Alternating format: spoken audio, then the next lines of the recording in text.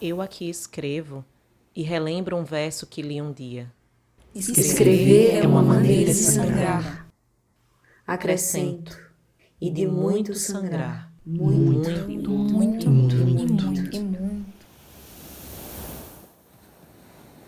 Nota rápida sobre os agravos do meu peito. Não tenho estrutura para mergulhos. Gosto mesmo de lavar os pés de vez em quando. Desde pequena conservo este hábito. Várias vezes no dia ir ao banheiro lavar os pés. Ia também ao quintal, retirava com uma cuia a água da lavanderia e molhava os meus pés, esfregando um sobre o outro e os dois sobre a pedra que calçava o terreno. Outro dia ouvi algo que deve ser verdade, que sofro mesmo é de pés quentes. Mas isso nada tem a ver com sorte. A rua sempre chamou minha atenção. O mundaréu de gente, o fiteiro na esquina, barulho de cachorro latindo, criança caçando tanajura, o som da vassoura sendo arrastada na calçada alheia. Desde nova era chamada de ruaceira. Essa menina só vive no mundo, dizia meu pai. Os pés descalços no chão de terra, sempre dispostos a correr em liberdade. Chegar sabe-se lá aonde. Observar o movimento, enxergar pessoas, atravessar suas fronteiras e ser atravessada por tudo aquilo que nunca fora meu, e ainda assim não me soa estranho. Narrar histórias que nunca foram ouvidas. Guardar instantes e transformar em poesia todos os detalhes que só os olhos da ruaceira foram capazes de fotografar. É sempre sobre ir. Travessia é o movimento. Rabisco poemas como quem tem maestria no que se faz. Pelo menos essa é a sensação. Na verdade, são vísceras, gozo e pele. Tudo à exposição. É a vida acontecendo e a gente devorando. É sobre tragar o indigesto. Café é droga, amor e vício. É sempre sobre alguma coisa. Alguém que atravessa e pronto. Já tem poesia nisso aí. É sobre partir, mas é muito mais sobre ficar. Sobre os restos, sobre os riscos. O ir sempre acaba quando se chega em algum lugar. Mas o que fica será para sempre o que foi vivido. Transito entre faixas, em transe. Luz de poste me guia, lucidez me rege, insanidade me acompanha. Encantos de instantes, encantos distantes.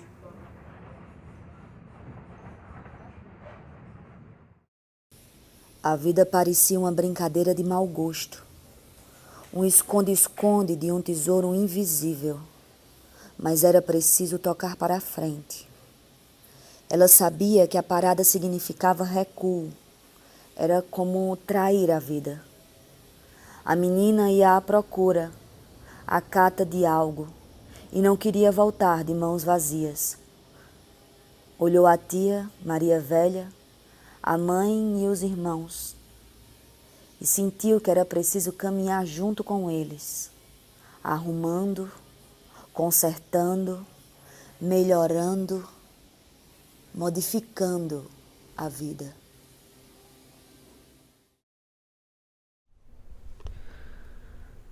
Antes eu ficava apenas triste por ter esquecido todos os meus álbuns de fotografia no sol do quintal da minha casa, que acabou virando chuva e misturou as cores de tantas lembranças, de tantos registros.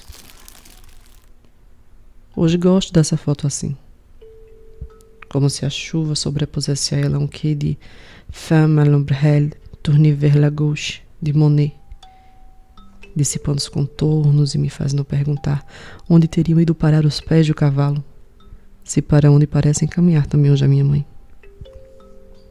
Gosto do absurdo que é esse cavalo com estampa de onça, do absurdo que é esse encontro de impressionismo com surrealismo e de como as dobras do plástico unem-se à paisagem e fazem o tempo ganhar textura. São 26 anos mais ou menos desse registro. E o tempo parece ter mudado tudo, até mesmo o seu registro. Só não muda a saudade que eu tô agora desse abraço. Ou de quando ela fazia pão recheado com tudo que não como mais hoje em dia, cantarolando qualquer coisa com o mais lindo segundo soprano que já ouvi na vida. E logo depois dizia alguma coisa como: Allez-vous, ma chérie? Allez-vous, mon filho? A cunha. E em seguida imitava o relinchar de cavalo, como uma corneta que anuncia o banquete, fazendo a mim e ao meu irmão corrermos para a mesa, rindo, no absurdo mais fantástico e improvável que só ela sabia ser.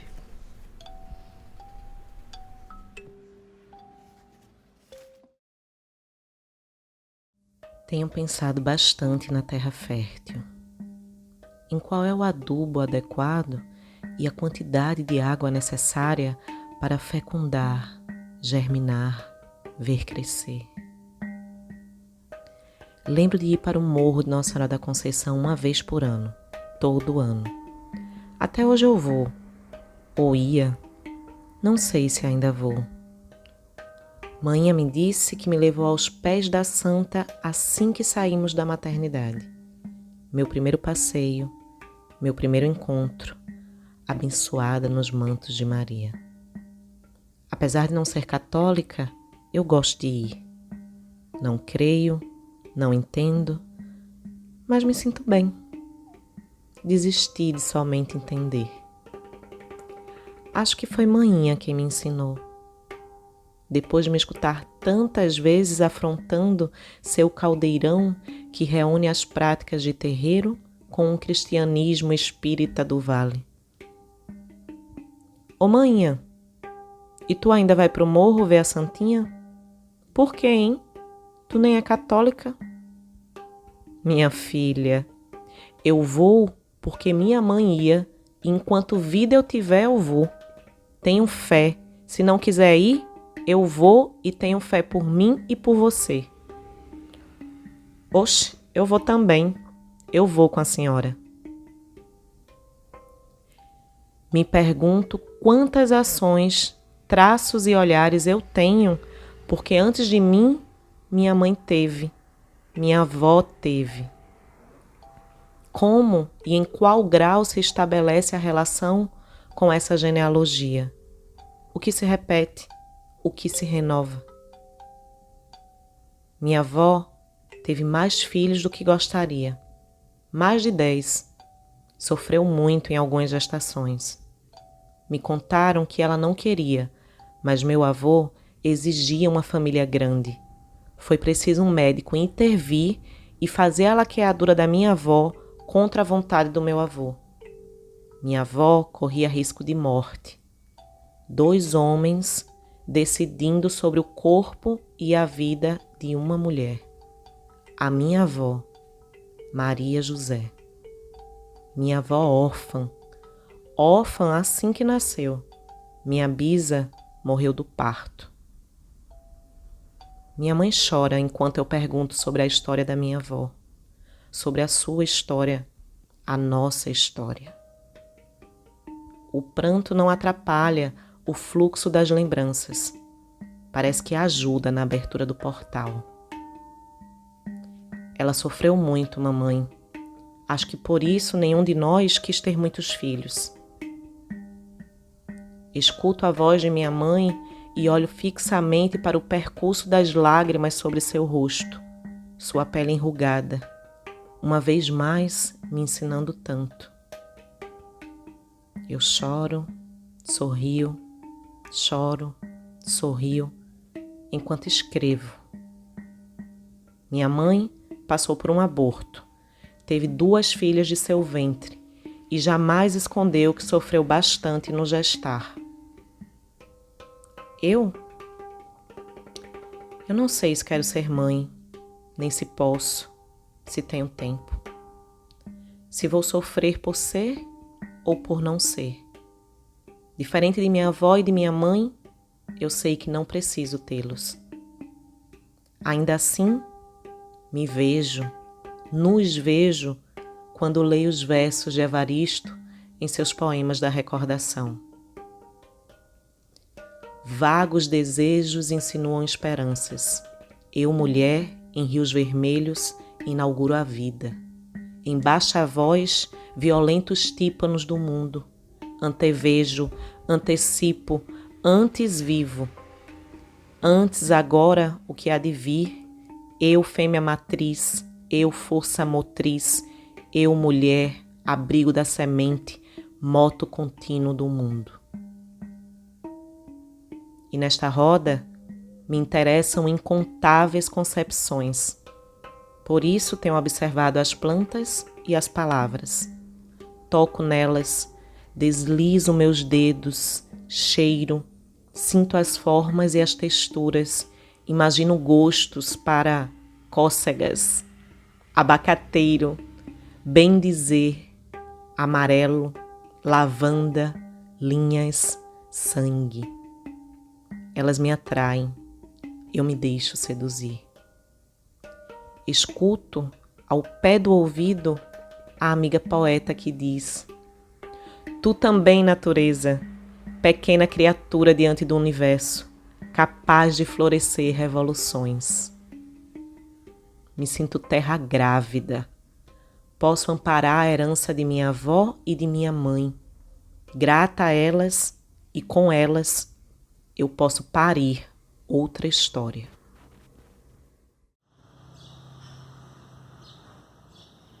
Quando eu soube que poderia lançar minha voz e meu olhar ao mundo, meu coração disparou em festa. Era o meu momento de externar o que tanto oprime e machuca. Escrevi textos, gravei áudios, compartilhei as ideias com as poucas que sempre me ouvem. Fiquei empolgada, ri sozinha e rodopiei pela sala, brincando com o meu vestido longo tomara que caia. Eu pensava que dessa vez não seria silenciada, mas quando dei por mim, estava mais uma vez buscando subterfúgios para não me calar.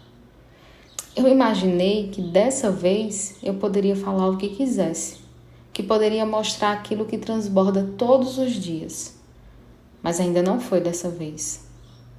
Não era nesse escrito que eu poderia mostrar o que os meus olhos têm visto e que o corpo tem sentido. Não era a hora ainda de enfrentar explicitamente os silenciamentos velados em um cuidado tão desonesto. Ainda não era a hora. Mas quando a voz cala, as entrelinhas se encarregam de lançar ao mundo os fragmentos de uma explosão que não tarda a chegar. Hoje, mulher adulta, madura, buscando a sua cura, sente saudade do desajeitar que lhe permitia a idade. Agora as cobranças são outras, os tempos são outros, mas é o mesmo medo que ainda lhe rasga o peito. Limpa, esfrega e limpa. Sente raiva de si e nojo do mundo. A velocidade dos braços não acompanha o que sente, a mente. A sensação era como se fosse possível arrumar a vida desorganizada limpando cada sujeira escondida. Fodida. Passado e presente se misturavam no seu corpo casa-memória, medos e desejos são os mesmos de outrora. Teve um tempo que começou a contar os ladrilhos e ria. Daí começou a observar que existia muita sujeira e passou a limpar o chão como se limpasse o próprio âmago. Percebia que quanto mais esfregava, em cada fresta, em cada pequeno relevo, havia uma imensa sujeira. E pensava: como não consigo limpar esse chão? Mas o que sentia, na verdade, era: que merda de frustração. Sentiu o coração e os seios. Lembrou-se então de que era uma mulher e não uma máquina desenfreada, louca, programada para correr. Envergonhou-se dos orgasmos premeditados, cronometrados que vinha cultivando até ali. Ela não se entregava nunca e repudiava qualquer gesto de abandono que alguém pudesse ter diante dela. A corda bamba do tempo, varal no qual estava estendida a vida, era frágil, podendo se romper a qualquer hora. Era preciso, pois, um constante estado de alerta. Tenho observado as plantas d'água, nômades, adaptáveis. São tantas vezes pedaços de poda tantas vezes feitas com um vil argumento. Não tem para que essa planta crescer tanto. Outras vezes, nascem da necessidade de se desprender de raízes fincadas demais. Fincadas em terras que de tão longe se tornam estranhas a ela. Me identifico com as plantas d'água. A água e o vidro transparentes, translúcidos, dão uma ilusão de liberdade imensa.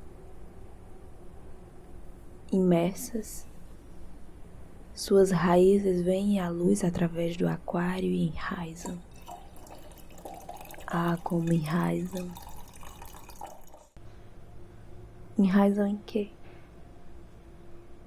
Na água? Água que é trocada de 3 em 3 dias no inverno e no verão de 2 em 2? Que tolas essas raízes. Não se pegam a nada, só crescem.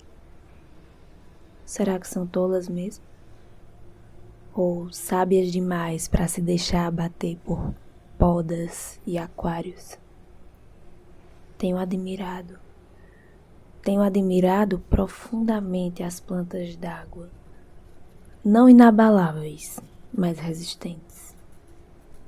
Tem orvalho na raiz, tem sutileza nas folhas, tem uma fortaleza gigante nos galhos. Aguentam ventos, aguentam o peso das folhas que se mostram belas aos que vêm e aguentam tudo sem terra, sem chão, sem alicerce. Será que choram? Se choram, ninguém vê. Suas lágrimas devem se confundir com as águas casa-mudança onde elas moram. Acho que sou uma planta d'água.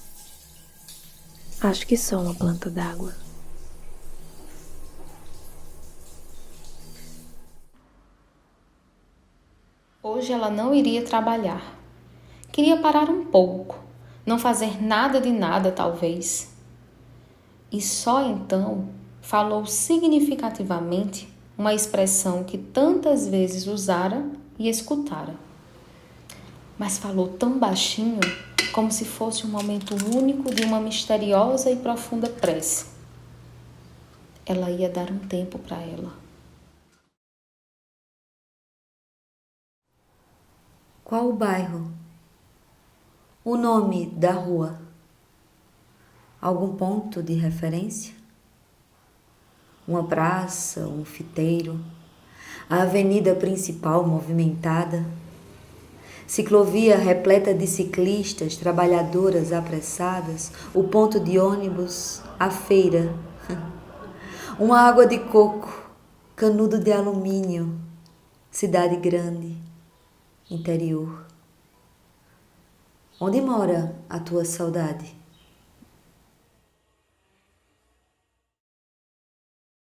Gosto de ouvir, mas não sei se sou a hábil conselheira. Ouço muito. Da voz outra, faço a minha, as histórias também. E no quase gozo da escuta, seco os olhos. Não os meus, mas de quem conta. E quando de mim uma lágrima se faz mais rápida do que o gesto da minha mão a correr sobre o meu próprio rosto, deixo o choro viver. E depois, confesso a quem me conta. Que emocionada estou por uma história que nunca ouvi e nunca imaginei para nenhuma personagem encarnar. Portanto, estas histórias não são totalmente minhas, mas quase que me pertencem, na medida em que às vezes se confundem com as minhas. Campina Grande, terra do meu sonho, berço da minha vida, inspiração. Em ti tudo é beleza, O céu risonho deu-te graça e sublime perfeição. Linda é rainha a dominar inteira, a borborema linda e fascinante.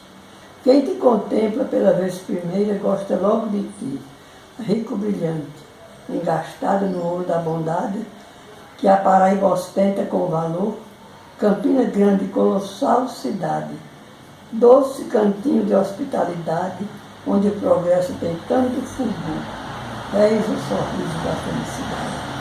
Ela fez lindo, mas o resto eu só decorei uma parte. Foi no dia da vitória da Grande Guerra Mundial, Segunda Grande Guerra Mundial.